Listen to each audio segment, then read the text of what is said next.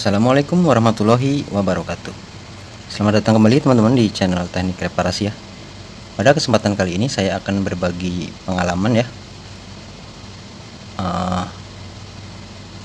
atau video yang mungkin bermanfaat ya buat para pemula seperti kita ya, seperti saya ya. Untuk para senior silahkan berkomentar jika ada yang salah ya teman-teman ya. Sekedar sharing di kolom komentar, tidak jadi masalah ya teman-teman. Berbagi pengalaman, siapa tahu orang awam yang sama sekali belum pernah melakukan hal ini jadi tambah tahu ya.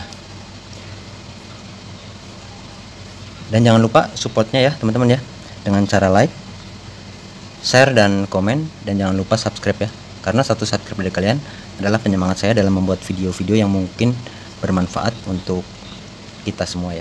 Dan yang terpenting adalah hargailah semua konten kreator ya teman-teman ya, karena membuat video itu tidaklah mudah teman-teman. Kita butuh persiapan, kita butuh pengecekan, pengetesan, dan lain-lain ya. Kita butuh bermacam-macam ya teman-teman ya, persiapan pula. Maka dari itu alangkah baiknya jika teman-teman saling support dan saling menghargai ya teman-teman ya. Baiklah, pengalaman apa yang akan saya bagikan teman-teman? Sebelumnya mohon maaf, ini saya sudah membukanya ya teman-teman. Untuk cara membukanya mungkin teman-teman sudah banyak yang mengetahui caranya ya, dengan cara dicongkel menggunakan kuku atau menggunakan kartu ATM atau yang sudah tidak terpakai ya, seperti ini. Dicongkel pinggiran sini pelan-pelan teman-teman, jangan terburu-buru ya. Dan jangan menggunakan alat yang besi yang keras ya teman-teman ya, karena akan merusak. Maka pergunakanlah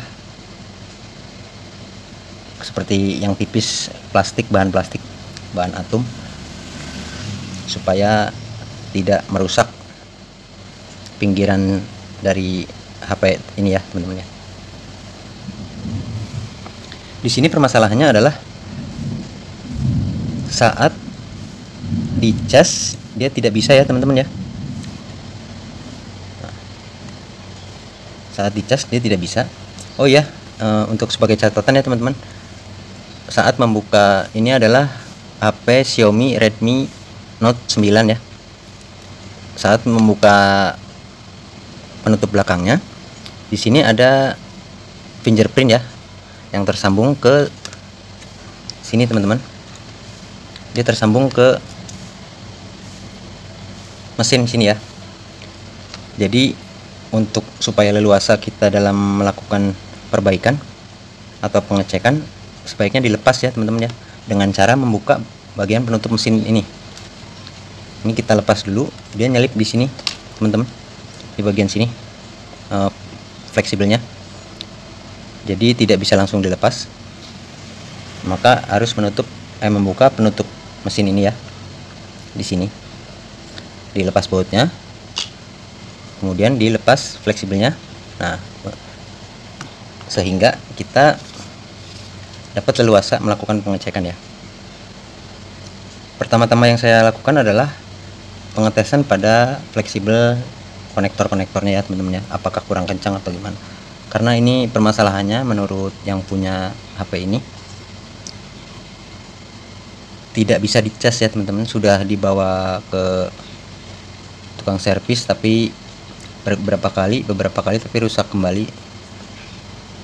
Sebelumnya saya akan melakukan order papan charger ya teman-teman ya. Maka dari itu saya mengecek bagian papannya seperti apa supaya tidak salah membelinya ya teman-teman. Tetapi di saat pengecekan, saya lihat di sini konektornya kurang klop ya, tidak seperti yang normal ya teman-teman ya. Agak mengangkat sedikit bagian pinggir sini, bagian pinggir sebelah kiri ya, dia agak mengangkat. Di sini ternyata ada komponen atau solderan yang pinggirnya soketnya rusak ya teman-teman ya. patah mungkin saat memasang. Tukang servisnya terburu-buru pada saat pengecekan fleksibel soket dari papan konektor ini ke arah mesin. Dia agak mengangkat sedikit, ternyata ada yang seperti patah ya teman-teman.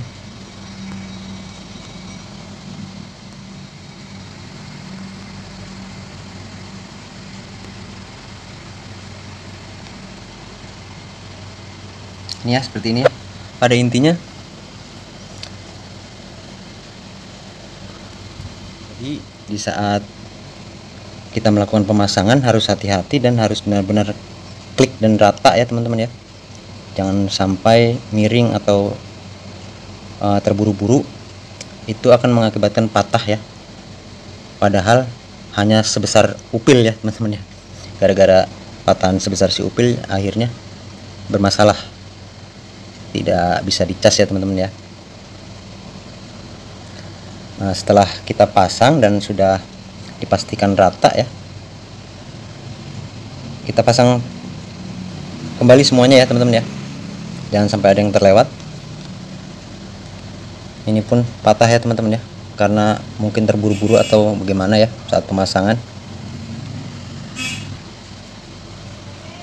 Jangan lupa ya untuk baut, saya sarankan sih mempunyai magnet ya, ditempel di magnet supaya tidak hilang ya teman-teman. Kemudian kita pasang-pasang kembali ya, soalnya kalau sudah hilang repot teman-teman.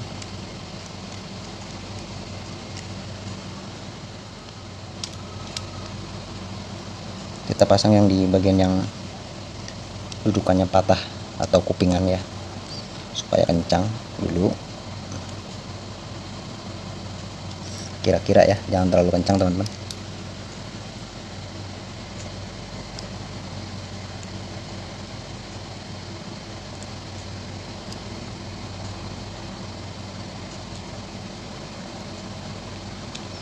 Oh ya teman-teman, ini tadi sudah saya coba ya sebelumnya ya teman-teman. Sebelum saya membuat video, saya coba terlebih dahulu, karena sebelumnya saya tidak berpikiran untuk membuat video ya, karena sudah ada di playlist untuk penggantian, cara penggantian papan konektor charger HP ya. Jadi saya pikir tidak akan membuat kembali, tapi ternyata ini permasalahannya lain ya, karena ada sesuatu yang rusak dan kita bisa perbaiki sebelum membeli ya. Karena ini setelah dicek dan dipastikan bentuknya, akan saya orderkan ya di online atau offline, di toko offline atau di online, untuk papan konektor chargernya. Karena keluhannya tidak bisa dicas ya teman-teman ya, tapi ternyata permasalahannya berbeda ya, dia di fleksibelnya ya.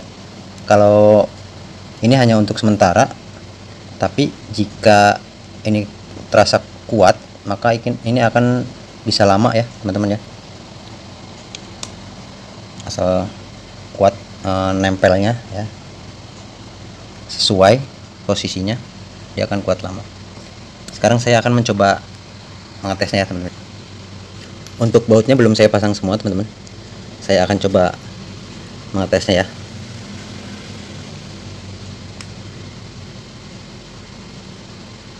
Teman-teman,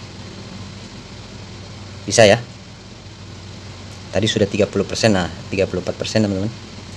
Karena kebutuhan untuk saya berbagi pengalaman ya, siapa tahu teman-teman ada yang mengalami hal yang sama seperti ini, bisa untuk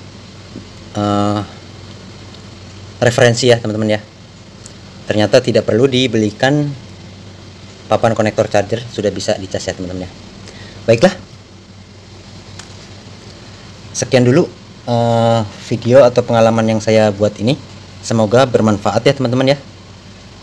Dan terima kasih buat teman-teman yang selalu support channel teknik_reparasi dan selalu menonton video-video saya sampai dengan selesai, share, komen, dan lain-lainnya, yang selalu support ya dalam bentuk apapun.